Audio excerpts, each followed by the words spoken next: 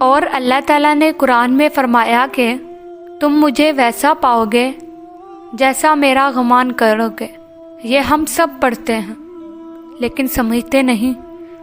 تم جانتے ہو کہ حضرت موسیٰ کے پیچھے فوج لگی ہوئی تھی، تب اللہ نے کیوں سمندر کو 2 حصوں میں بانٹ دیا؟ تم جانتے ہو کہ حضرت ابراہیم کو آگ میں جانے کا حکم دیا گیا، تو کیوں اس نے آگ کو ٹھنڈا کر دیا؟ تم جانتے ہو کہ کیوں اس نے حضرت یوسف کو کنویں میں بھی پالا؟ کیا تم جانتے ہو کہ کیوں اس نے حضرت ہاجرہ کو صحرا میں بھی زمزم دیا؟ کیوں حضرت یونس کو مچھلی کے پیٹ میں بھی محفوظ رکھا؟